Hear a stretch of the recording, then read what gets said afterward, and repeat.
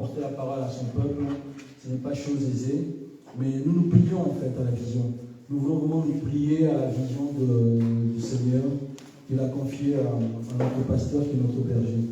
Et donc, nous ne voulons pas seulement être des enfants qui continuent à être nourris par la nourriture liquide. Nous aussi, nous voulons à un moment donné passer à la nourriture solide. Nous voulons aussi nous montrer, grandir. Comme tout enfant, nous sommes appelés à grandir.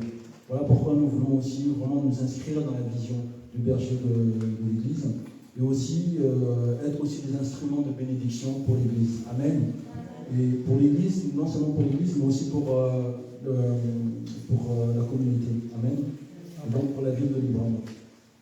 Donc je bénis encore le Seigneur pour cela et sans plus tarder, je vais encore vraiment recommander ce moment entre les mains du Seigneur. Parce que c'est peut-être, le message sort peut-être de ma bouche, mais le message a été inspiré par notre Seigneur. Et donc je remercie encore le Seigneur pour cela et je veux encore vraiment bénir cette parole qui m'a donné à vous apporter ce matin. Père, je te loue, je te rends grâce, Seigneur Jésus-Christ, pour m'avoir choisi ce matin, Seigneur Jésus-Christ, pour apporter la parole à ton peuple. Oui, Seigneur, que cette parole ne soit pas une vague vision de ma part, que ce ne soit pas mes pensées à moi, mais que ça vienne de toi, Seigneur Jésus-Christ.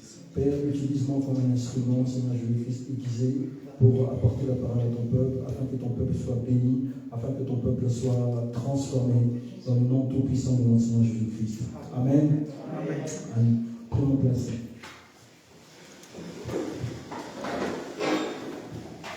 Donc, comme vous le savez, nous sommes dans le mois de février, qui est le mois de la vision. Mais le thème annuel de notre Église, en fait, c'est l'année des transformations. Et parmi les transformations que nous devons avoir au mois de février, justement, le pasteur avait choisi comme thème la vision. Donc la vision fait aussi partie de la transformation. Et en tant que peuple de Dieu, nous devons aussi avoir une vision claire de ce que le Seigneur a pour nous, de ce que le Seigneur veut faire de nos vies. Nous devons vraiment identifier cette vision-là pour que nous puissions marcher, pour pouvoir marcher en communion avec notre Seigneur. Amen. Parce que si nous n'avons pas de vision, nous ne pouvons pas progresser. Nous ne pouvons pas en fait marcher d'un commun accord avec le Seigneur. Donc j'ai intitulé le titre de ce message « La vision en action ». La vision en action. Alors qu'est-ce que la vision? La vision en fait c'est le programme, le plan de Dieu. C'est ce qu'il veut que nous vivions. C'est la pensée de Dieu pour notre vie à chacun, individuellement. Mais ça peut être aussi une vision collective. En somme, c'est la révélation de la volonté de Dieu. Donc la vision, en fait, c'est vraiment la révélation de la volonté de Dieu. Parce que la vision, en fait, ce n'est pas notre vision que nous portons. C'est la vision de Dieu pour notre vie. Donc Dieu met en nous une vision de ce qu'il a comme plan pour notre vie. Amen.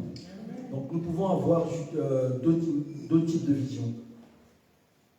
On a une vision qui peut être individuelle, c'est-à-dire que Dieu te donne une vision pour ta vie, pour ta propre vie, là où il veut, pour en fait que tu puisses prendre le chemin qu'il veut pour ta vie.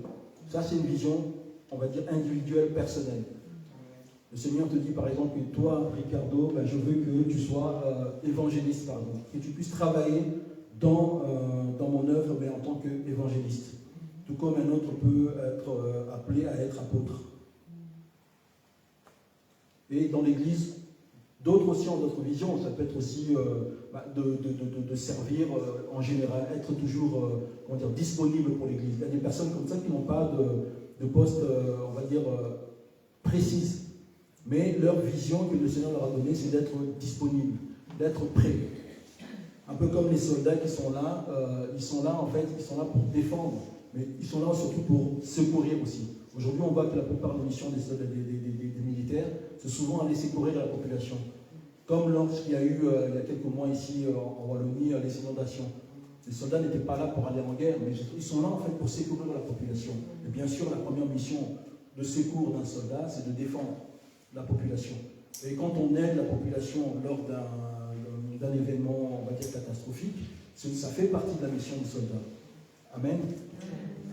Et Donc la vision peut être individuelle, mais le meilleur des exemples de mission et de vision individuelle, c'est Jésus-Christ notre Seigneur, qui devait en fait mourir pour racheter nos péchés. Ce n'était pas une vision collective. Notre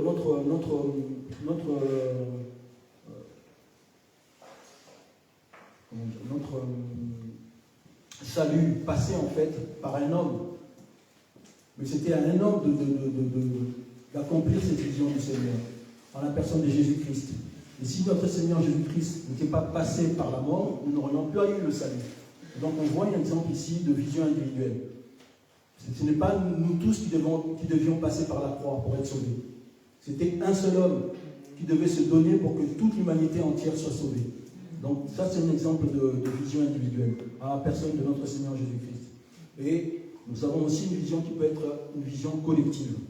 Et la vision collective, c'est la sortie d'Égypte pour la terre promise, pour le peuple d'Israël. C'est la vision de Dieu pour son peuple, mais pour cela, Dieu a utilisé Moïse. Vous voyez, c'est une vision qui est collective. C'est-à-dire que le peuple tout entier doit sortir. Ce n'était pas Moïse qui devait sortir, c'était le peuple qui devait sortir de l'Égypte. Donc par rapport à ça, on a une vision aussi qui est collective. C'est-à-dire que tout un peuple doit faire un mouvement, doit participer à un mouvement pour que la vision puisse s'accomplir. Ce n'était pas les 999 qui devaient sortir et laisser le millième derrière. C'était les 1000 qui devaient sortir pour que la vision puisse s'accomplir. Et si quelqu'un restait derrière, la vision ne pouvait pas s'accomplir. Voilà pourquoi Dieu a permis que le peuple puisse sortir tout entier pour aller vers la terre promise. Donc ça, c'est la vision collective.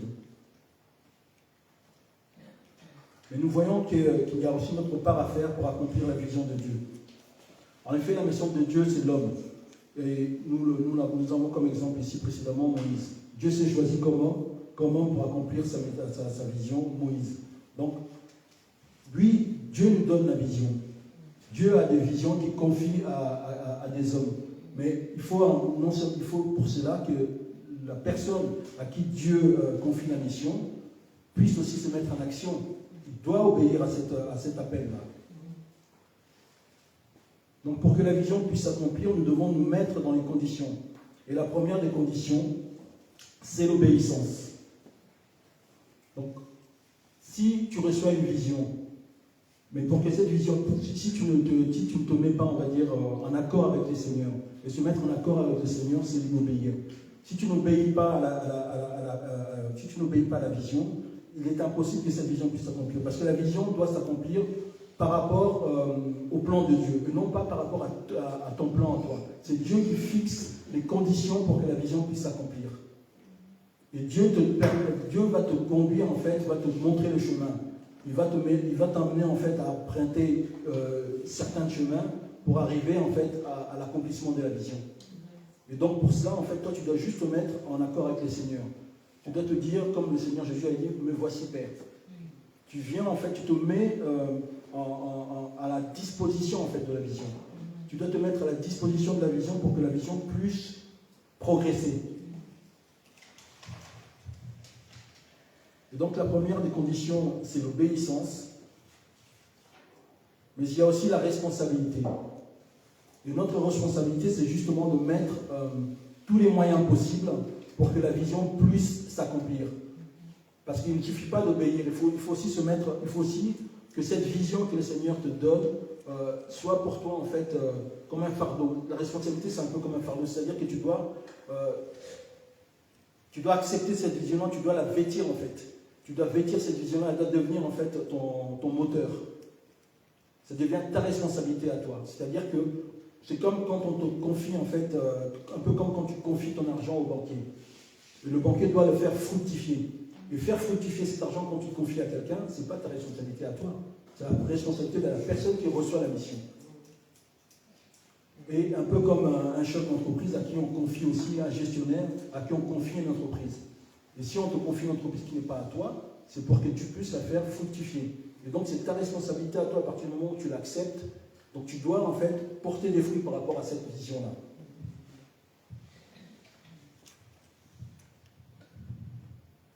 Allons dans Matthieu 28, du verset 18 au 20.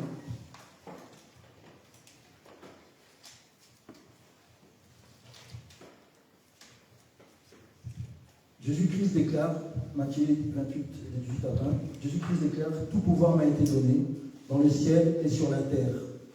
Donc on voit ici que Jésus-Christ, quand il déclare que tout pouvoir m'a été donné dans le ciel et la terre, d'aller et faire de toutes les nations des disciples, Jésus accepte en fait la mission qui lui a été confiée par le Seigneur. Donc Jésus se met déjà en position d'obéissance et de responsabilité. Parce que quand tu dis que tout pouvoir m'a été donné, ça veut dire qu'il a accepté cette mission qui lui a été donnée. Il a accepté le pouvoir que le Seigneur lui fait descendre en fait vers lui le Fils, que le Père fait descendre vers lui le Fils, pour pouvoir mettre en fait en pratique la mission qui a été donnée, de faire de toute la nation des disciples. Donc il ne s'est pas contenté en fait de juste accepter la mission, mais non seulement il a accepté la mission, mais il s'est aussi accaparé de cette mission-là pour la mettre en pratique. Donc le devoir d'action et d'agir. Donc nous avons aussi ce devoir-là, qui est le devoir d'agir en fait. Parce que si on n'agit pas en fait, on ne peut pas voir la vision se réaliser. Matthieu 28 au verset 9, le Seigneur Jésus-Christ déclare « Allez et faites de toutes les nations des disciples, baptisez-les au nom du Père, du Fils et du Saint-Esprit. » Donc Jésus a accepté la mission en déclarant que tout pouvoir lui a été donné dans le ciel et la terre. Mais il ne s'arrête pas là. Il va encore plus loin. Il nous dit « Allez et faites de toutes les nations des disciples. » Et c'est là que le disciple se met en action. C'est là que la vision commence à prendre forme. Parce qu'il y a la vision d'aller faire de toutes les nations des disciples. Mais pour cela, il faut les baptiser. Parce que si on déclare que nous devons faire de toutes les nations des disciples sans les baptiser, nous ne complétons pas, nous n'accomplissons pas la vision. Or, la vision s'accomplit une fois qu'on a baptisé des nations au nom du Père, du Fils et du Saint-Esprit. Amen. Amen. Donc la vision de Dieu est là pour nous stimuler, pour nous garder dans la foi. Chaque jour de notre vie doit être conduit et motivé par l'accomplissement de la vision que le Seigneur a mis en toi. Amen. Donc on voit que la vision, en fait, c'est pas quelque chose de statique. La vision n'est pas là, en fait, c'est pas comme une photo qu'on encadre et qu'on regarde en se disant que c'est une belle vision. La vision, c'est quelque chose qui est en mouvement, en fait. La vision, c'est ce que nous mettons, en fait, en place dans nos vies. Donc, chaque jour de ta vie, quand tu mets quelque chose en place pour grandir, pour progresser dans le Seigneur, tu vas vers la vision, en fait. Mais celui qui a juste une vision et reste sur place, ne met rien en exergue pour accomplir cette vision-là, cette personne-là n'obéit pas, en fait, au Seigneur. Et ne prend pas ses responsabilités. Parce qu'on est tout petit, on n'a même pas, certains sont nés, ils n'avaient même pas 50 cm. Mais aujourd'hui, ils font plus de 2 mètres. Vous voyez? Donc, la vie, elle est pareille, en fait. C'est-à-dire, quand on vient au Christ, on est, en fait, avec 48 cm comme beaucoup, ou 50 cm. Mais on est appelé à devenir des géants, en fait. Nous sommes appelés à devenir des géants. Et pour devenir des géants, nous devons nous nourrir, en fait. Nous devons nous nourrir de la parole du Seigneur. Nous devons nous nourrir des enseignements du Seigneur. Et si on ne met pas en pratique, on connaît ces enseignements-là, mais on ne les met pas en pratique, nous aurons peut-être une vision, mais une vision figée. En fait, nous n'aurons pas un film, nous aurons une photo. Et qui aime regarder les photos et préfère les photos au film? Un film, c'est bien plus excitant. Parce dans un film, il y a du mouvement. Dans un film, il y a des milliards de photos. Or, une photo, ça reste une photo, une seule. Or, quand vous prenez un film, essayez de prendre un film et puis laissez-le dérouler et faites à chaque fois pause. Vous allez voir que vous n'allez pas vous en sortir. Parce qu'un film est fait d'énormément de photos. Vous voyez? Donc nous sommes pareils. Nous ne devons pas être des photos en fait. Nous devons être en mouvement. Nous devons être comme des films. C'est-à-dire être en mouvement. Produire du fruit. À chaque fois changer de cadre. À chaque fois progresser. Et c'est à cela que le Seigneur nous appelle. Donc c'est... Comment dire? Il faut absolument que nous puissions stimuler cela. Et pour stimuler cela, en fait, il faut vraiment qu'on puisse voir un peu, comment dire, visualiser déjà la vision que le Seigneur a pour toi dans ta vie. Et par rapport à cette vision-là, essaye en fait de mettre des jalons, c'est-à-dire mettre un peu des plots. C'est un peu comme des plots pour les sportifs, c'est-à-dire tu mets un plot là et tu mets des plots jusqu'au bout de la salle. Et la vision, c'est un peu ça, c'est-à-dire que chaque jour, j'ai un plot là et le lendemain, je dois être à ce plot-là. Et le surlendemain, je dois être au plot prochain. Mais la vision, ça ne peut pas être, je suis là, je mets des plots, et puis les plots restent là, je reste toujours loin de ces plots-là. Non, on doit progresser. On doit progresser, on doit avancer. Amen. Un peu comme le cavalier qui met des obstacles pour que son cheval puisse progresser. Et nous aussi, nous sommes appelés à progresser. Nous ne pouvons pas faire du surplace. Donc la vision, c'est la mission que le Seigneur te confie pour l'avancement de son royaume. Et le Seigneur ne te confiera jamais une mission que tu ne peux accomplir. Donc Dieu ne peut pas te confier des choses qui sont trop grandes pour toi. Parce que souvent on veut se minimiser, on veut se cacher derrière des prétextes, comme quoi on n'est pas qualifié. Alors Dieu te connaît même mieux que toi-même, parce que c'est Dieu qui est ton créateur. Amen. Et le créateur connaît mieux ses créations que ses créations elles-mêmes. Et donc Dieu nous connaît parfaitement. Et quand Dieu nous donne une mission, il nous donne aussi la provision. Donc n'ayons pas peur. C'est une mission, la mission que Dieu te donne, elle est là en fait pour te qualifier, elle est là en fait pour te stimuler. Et donc toi, mets-toi juste en action. Mets-toi juste en obéissance. Et si tu es disposé, Dieu va t'aider à accomplir cette mission-là. Dieu va t'aider à grandir. Mais pour cela, en fait, on doit d'abord changer de mentalité. Et il est important vraiment de changer de mentalité, de changer de logiciel, comme on dit, pour pouvoir être disposé.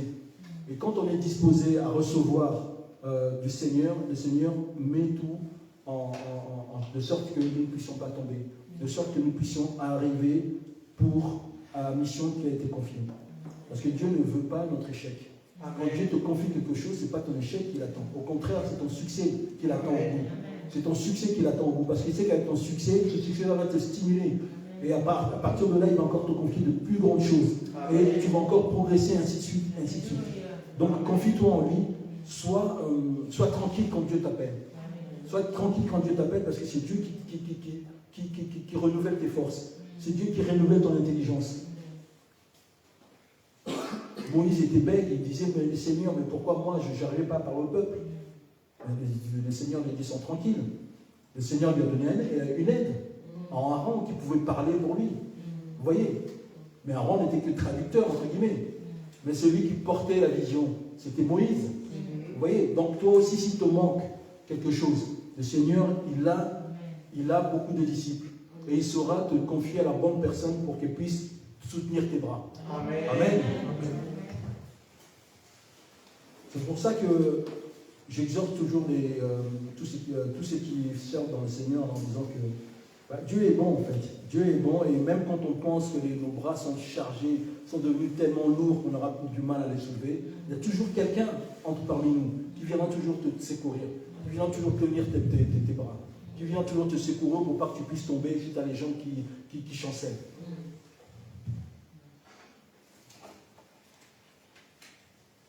Notre Seigneur est bon, bien-aimé. Amen. Il est bon, il ne nous laissera jamais tomber. Amen.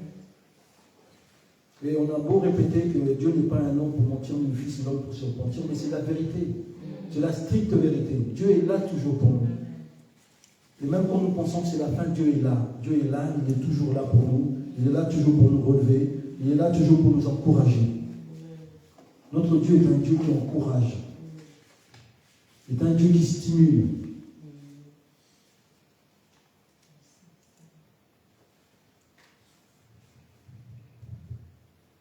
Mais le devoir d'action s'impose à nous. Nous ne pouvons pas le prendre à la légère. Donc il nous faut accomplir la vision de notre Père. Comme l'a si bien dit Jésus-Christ, il faut que je m'occupe des affaires de mon Père. Amen. Amen. Donc il y a des bénédictions qui sont attachées à l'obéissance. Donc quand on obéit à la parole du Seigneur, quand on se met dans la vision que le Seigneur a pour nous, il y a vraiment des grandes bénédictions derrière cela. On voit qu'on est vraiment supporté par le Seigneur. On voit que là où nos forces s'arrêtent, le Seigneur est là toujours pour nous faire du bien. Dieu nous fait du bien, même quand tout nous dit le contraire. Mais quand on regarde le Seigneur, on nous dit tout va bien. On se dit tout va bien. Et nous devons vraiment avoir ça comme vision. Même si la réalité de ta vie te dit que tout est perdu, ne te laisse pas abattre par ça. Toi, regarde juste le Seigneur et dis tout va bien. Et souris même. Et souris même et tu auras la paix. Et le plus important pour nous, c'est la paix. Et quand on a la paix du Seigneur, forcément, on a la joie du Seigneur. Et le reste, peu importe. Dieu nous aidera et Dieu ferait tout ce qu'il faut pour que la vision qu'il nous donne puisse correspondre au naturel, à la réalité. Parce que si tu déclares que tout va bien, tu vas voir après. Tu vas voir que la vision va être transformée dans le naturel. Et tu vas dire, en effet, oui, mais cette chose-là qui me faisait peur, finalement, elle me fait plus peur. Cette chose-là que je pensais fichue, non, mais le Seigneur a tout réparé. Ça peut encore fonctionner. Vous voyez? Donc, gardons vraiment cette espérance. Contre toute espérance, il faut garder l'espérance en au Seigneur Jésus-Christ. Et ça aussi, c'est une vision. Toujours se dire que tout va bien. Tout va bien en Jésus-Christ. Et sourire, garder le sourire. Parce que le Seigneur, il est là, il répare tout. Parce que le Seigneur, il est là. Il remet tout en ordre de bataille, en ordre de fonctionnement. Amen. Amen.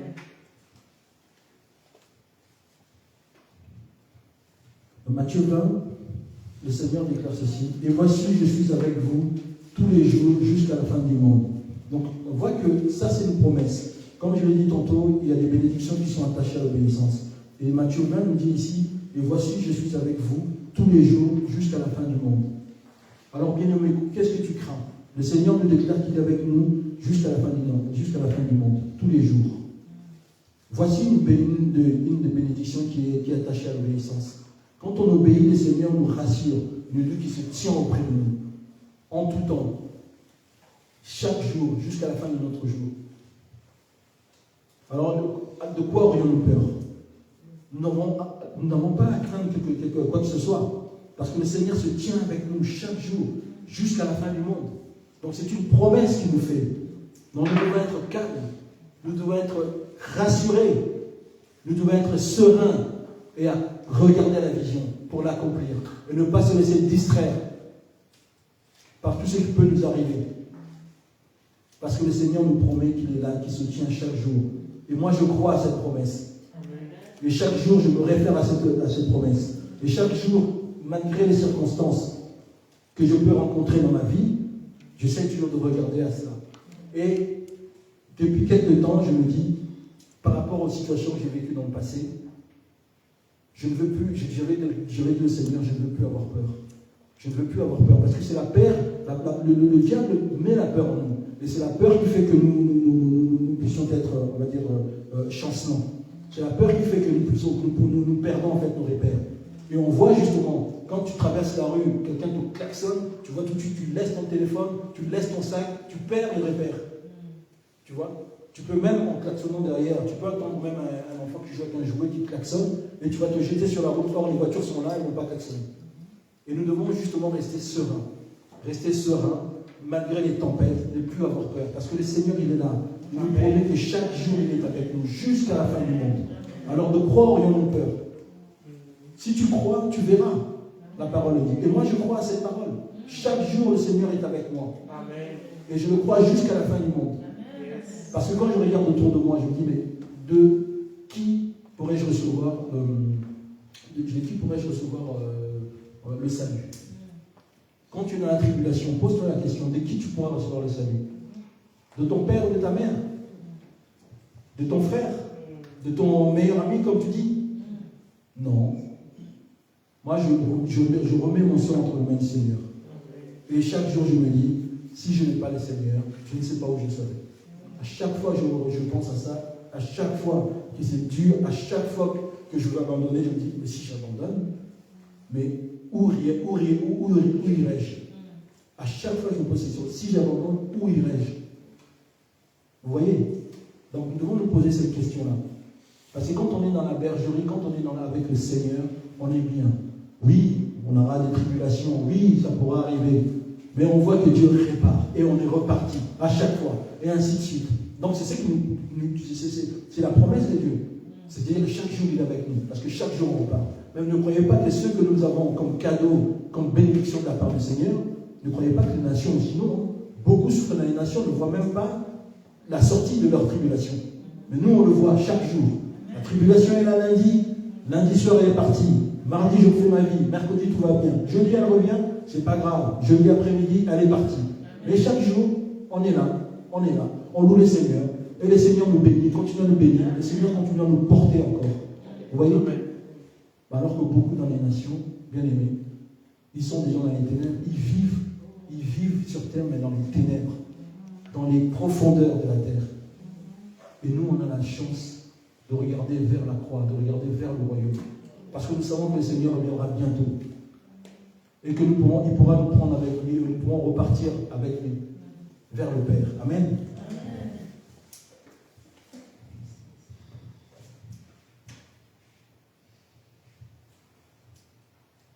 Donc il y a la notion de persévérer. Et Satan a dit même quand la situation montre le contraire, on s'accroche, on persévère jusqu'au bout. Jésus monte vers le Père, mais les apôtres continuent la mission. Oui, le Seigneur est parti. Le Père l'a rappelé vers lui.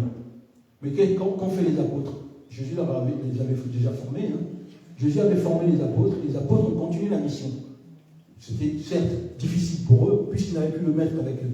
Ils n'avaient plus le maître avec eux pour pouvoir les aider, pour pouvoir les aiguiller. Mais ils ont continué la mission, parce qu'ils ont été formés, parce qu'ils avaient reçu la vision. Ils ont reçu la vision, le maître ayant accompli la vision qui lui a été confiée par le Père, s'en est allé, c'était aux apôtres de continuer la mission. C'était ça leur vision à eux. Donc on voit bien que, certes il y a la vision collective, mais il y a surtout la vision individuelle aussi. Ta vision à toi, ta mission à toi n'est pas forcément la mienne. Donc chacun doit vraiment se poser la question, quelle est la vision que le Seigneur a pour moi? Quelle est ma mission?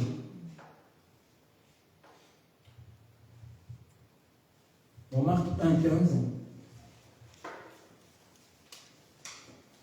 Le Seigneur de Jésus-Christ déclare ceci: le temps est accompli et le royaume de Dieu est proche. Répentez-vous et croyez en la bonne nouvelle. Voici encore une vision que le Seigneur nous donne. Le Seigneur nous annonce qu'il va bientôt partir et qu'il est venu justement pour libérer les captifs. Et il nous demande juste de nous repentir et de croire à la bonne nouvelle, c'est-à-dire de croire à la bonne nouvelle, c'est-à-dire d'accepter le Seigneur, de se faire baptiser pour être sauvé. Et là, il parle en fait en parabole, mais c'est une vision qu'il a aussi pour nous. Quand il dit que le temps est accompli, le royaume de Dieu est proche, et que nous devons nous repentir et croire à la bonne nouvelle.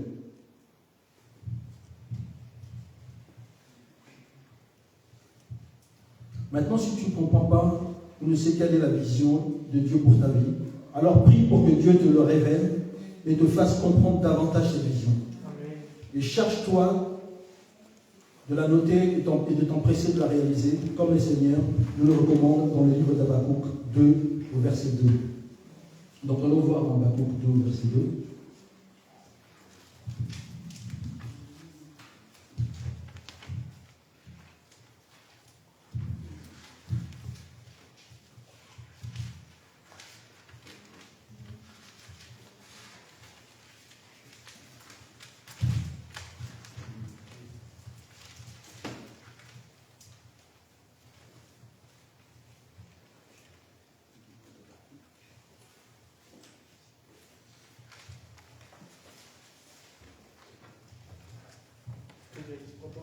Oui, Habakkuk 2, verset 2. L'Éternel m'a répondu et a dit: mets la vision par écrit, grave-la sur des tables afin qu'on la lise couramment.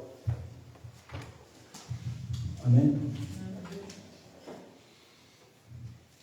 Donc on voit que le Seigneur nous recommande en fait de mettre la vision, d'écrire la vision. Donc quand la vision t'est donnée, tu dois pouvoir l'écrire, tu dois pouvoir la capter en fait. Tu dois pouvoir la capter pour te la remémorer régulièrement. Parce que la vision que le Seigneur te donne ne doit pas être quelque chose de trouble. Ça doit être quelque chose de perceptible. Quelque chose que tu puisses visualiser. Quelque chose sur lequel tu ne dois pas douter en fait. Tu dois la comprendre expressément. Et surtout, le Seigneur nous demande, quand il te donne la vision, en fait, c'est de la mettre en pratique rapidement. C'est de pouvoir la réaliser rapidement, en fait. Donc la vision, ce n'est pas quelque chose avec laquelle on dort avec. Parce que la vision, elle peut être donnée en une fois, mais elle peut être aussi révélée en plusieurs fois. Donc voilà pourquoi, en fait, tu dois te mettre en mouvement. Parce que tu ne sais pas quelle sera la prochaine étape, en fait, de la vision. Donc voilà pourquoi tu dois t'empresser, en fait, de la mettre en pratique. Donc notre relation avec le Seigneur ne se limite pas à demander seulement « Seigneur, donne-moi ceci, fais-moi cela ». Le Seigneur veut nous emmener dans les hauteurs de sa grandeur, à une vue tournée vers les nations, afin que les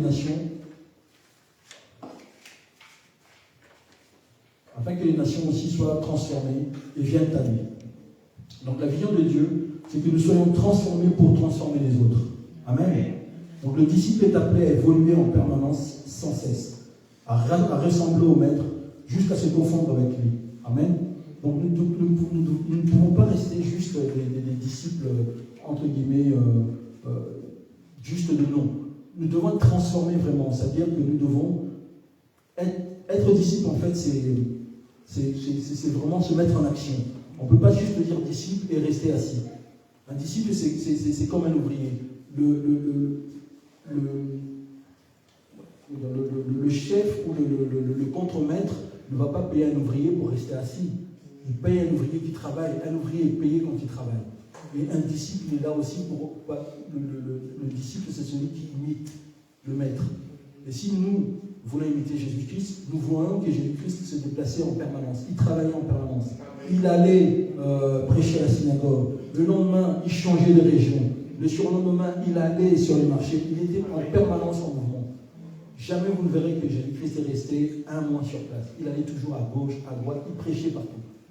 Et nous aussi, en tant que disciples, nous sommes appelés aussi à être transformés, à aller vers les nations pour les transformer.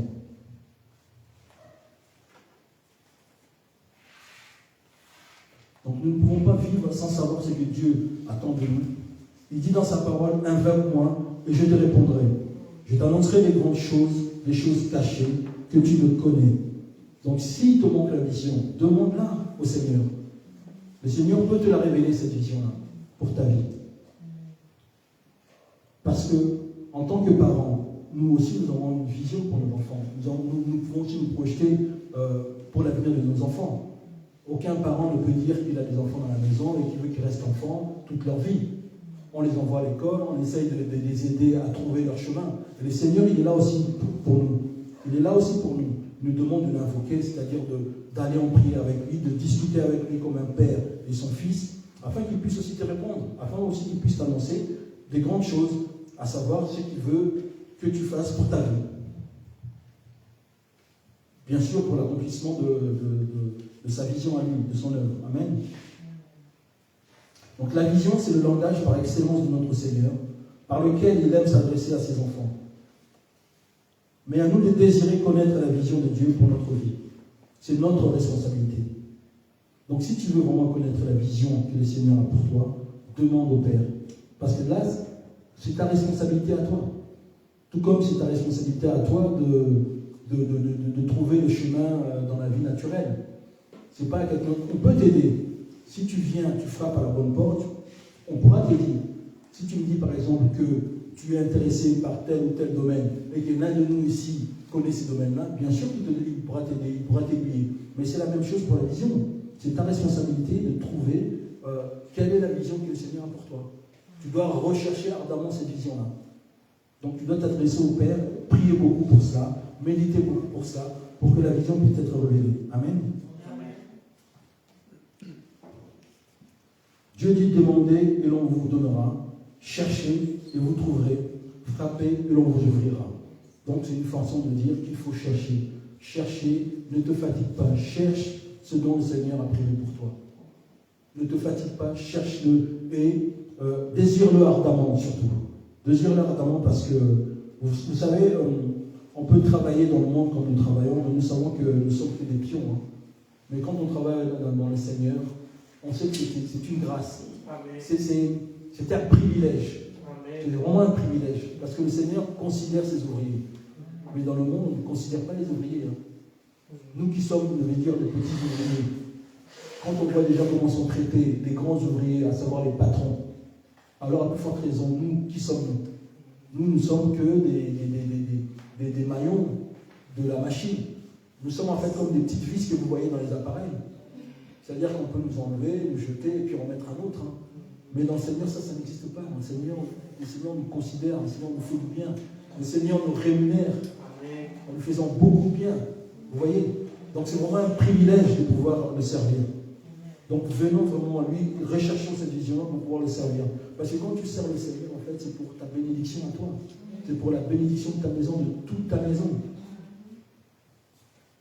Tu ne travailles pas que pour toi, tu travailles pour toute ta maison. Tu mets ta maison à l'abri avec le Seigneur.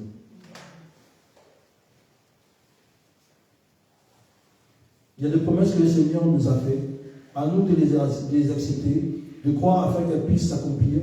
Car sans la foi, nul ne peut plaire au Seigneur et par conséquent ne peut avoir sa vision et ses rêves s'accomplir. Amen. Amen. Donc si tu n'as pas la foi par rapport à la vision que le Seigneur te donne, effectivement, rien ne peut sortir en fait.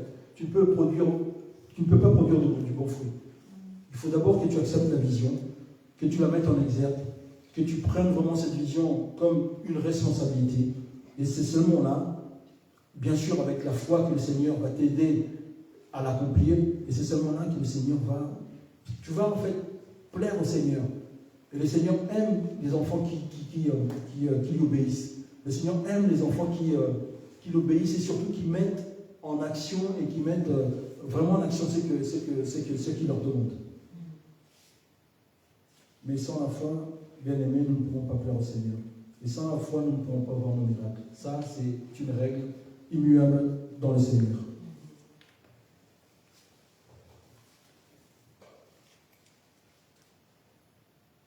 La vision est là pour transformer notre comportement, pour que le projet de Dieu puisse s'accomplir dans nos vies. Amen. L'élévation de Moïse, l'élévation de Joseph n'était pas juste pour eux, mais pour le bien de leur communauté. Amen. Donc notre élévation aussi n'est pas juste pour nous, mais doit profiter à la communauté, aux autres, car nous devons être des exemples. Si Dieu nous a placés là, c'est pour être des ponts entre les nations et le royaume de Dieu. Amen.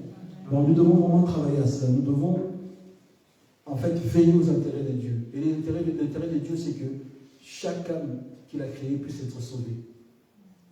Et nous sommes là en fait pour être ce lien-là entre le royaume des cieux auquel nous appartenons et les nations. Et à nous justement d'aller vers les nations, de leur parler du Seigneur en fait. Juste de leur parler du Seigneur.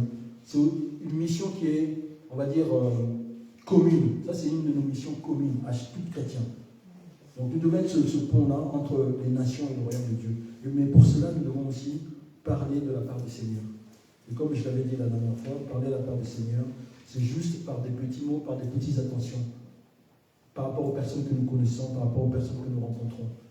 Et le Seigneur lui-même se chargera le Seigneur lui-même continuera à faire pousser cette sémence qu'on a mis en nous. Amen. Amen.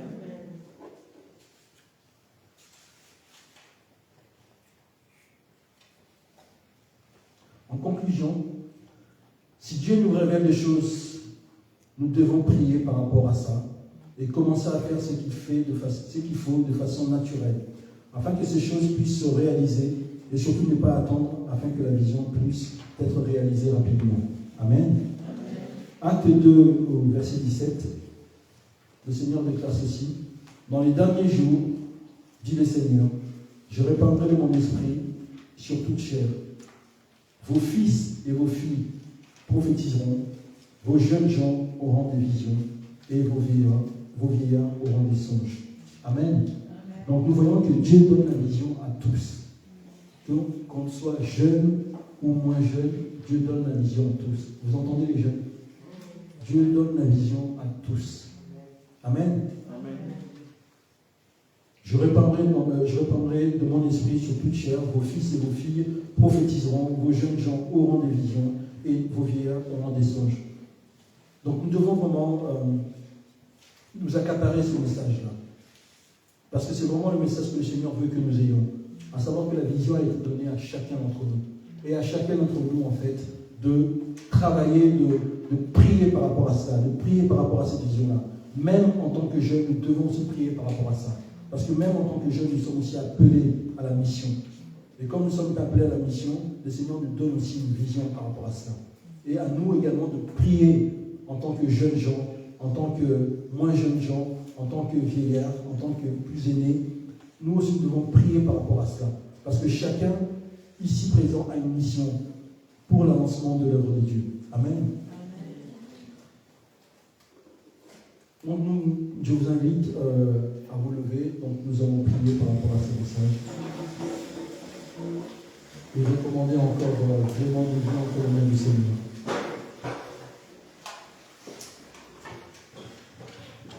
Merci Seigneur.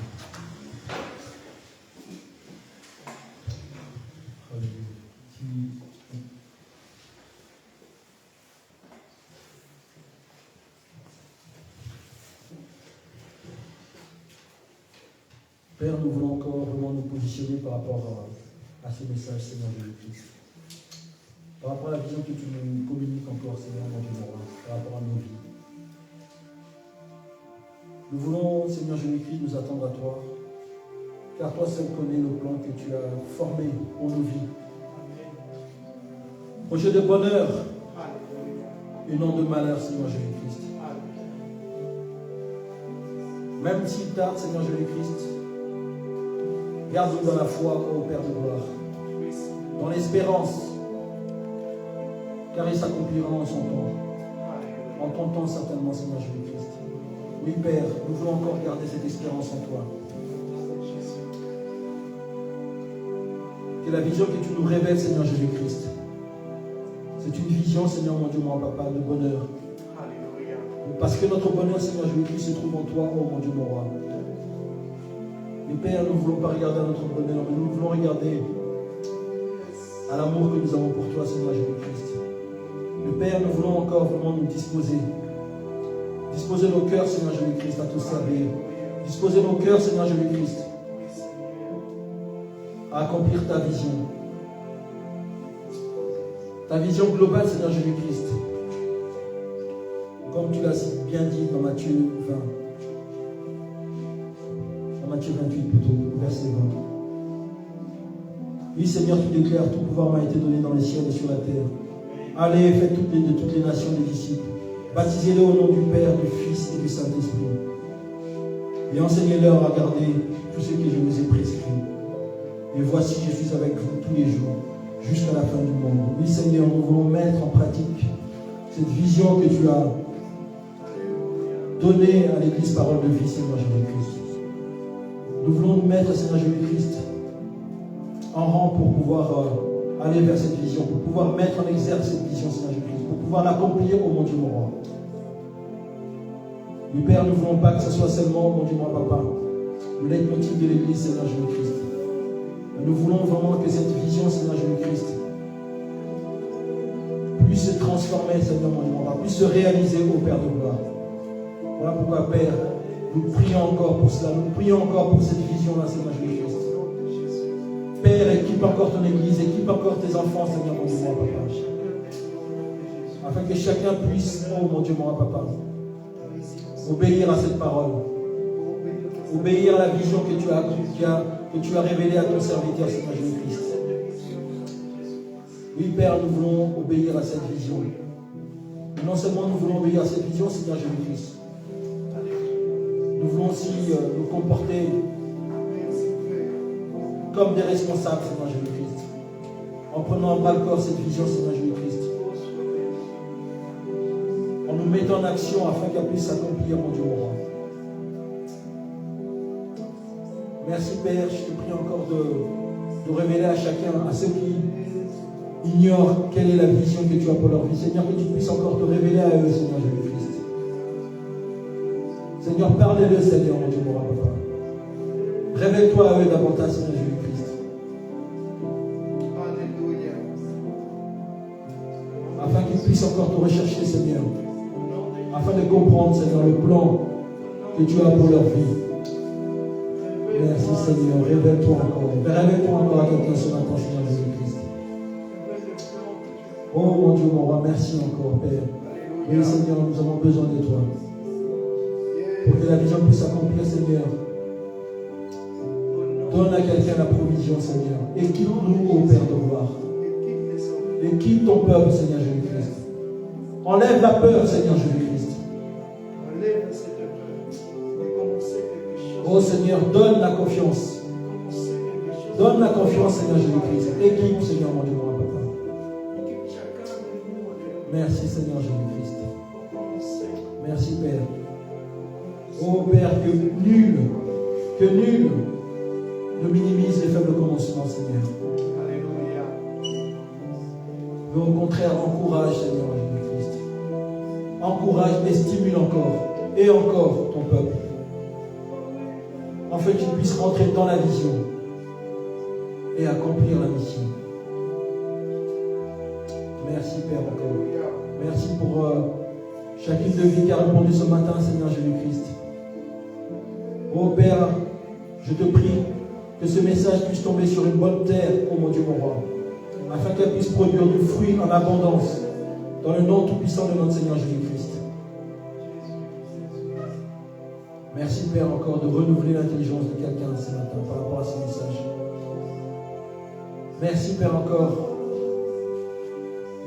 de donner la paix à quelqu'un par rapport à ce message. Que celui qui se trouble et qui ne trouve pas la vision, Seigneur Jésus, qui ne comprend pas encore la vision, qui ne se trouble point, parce que le Seigneur est là et il nous a promis qu'il est avec nous chaque jour jusqu'à la fin. Et bien aimé, le Seigneur te révélera la vision pour laquelle il t'a créé. Prie seulement, mais confie-toi encore en lui. Merci, Père, encore pour les cœurs qui sont venus ici meurtris, blessés, Seigneur Jésus-Christ. Oui, Père, nous savons que tu as déjà pensé les plaies ce matin. Par rapport à ta présence qui est si puissante ce matin. Par rapport à ta parole, Seigneur Jésus-Christ. Par rapport aux louanges que nous avons pu entonner ce matin, Père, nous croyons que nous ne pouvons pas repartir comme nous sommes venus, parce que tu as guéri, parce que tu as restauré les cœurs ce matin. Merci, Seigneur Jésus-Christ. Merci, Père, encore. Père, je te recommande encore la vie de chacun. Alors que nous allons rentrer dans nos maisons, je te recommande encore la vie de chacun, Seigneur Jésus-Christ. Je te recommande encore le foyer de chacun encore.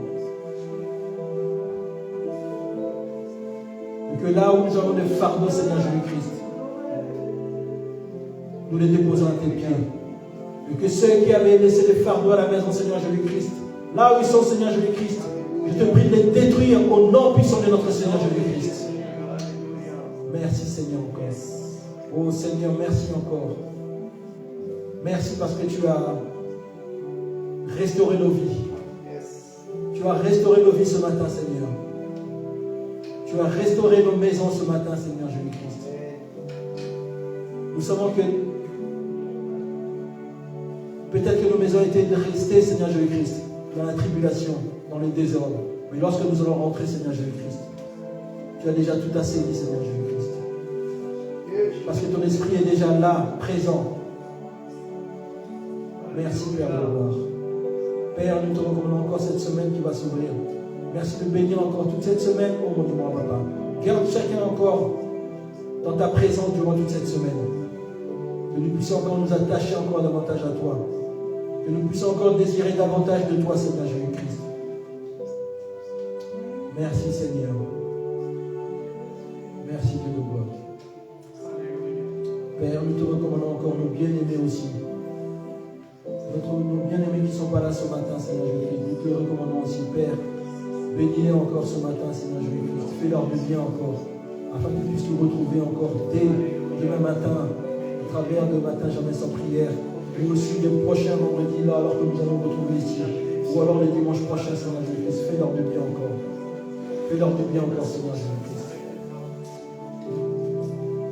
Père, je veux aussi te recommander aussi le voyage missionnaire de notre pasteur. Seigneur, que tu puisses leur faire du bien, oh mon Dieu, mon papa, au pasteur, à la prophétesse, ainsi qu'à notre sœur qui les accompagne. Bénis également, Seigneur Jésus-Christ, toutes les églises qui les accueillent, et toutes les maisons, et toutes les personnes qui facilitent cette mission. Père, que tu puisses les atteindre, que tu puisses les bénir. Au nom puissant de notre Seigneur Jésus-Christ. Et Père, je te prie aussi de bénir ce pays qui les accueille. Au nom puissant de notre Seigneur Jésus-Christ. Amen. Amen. Amen.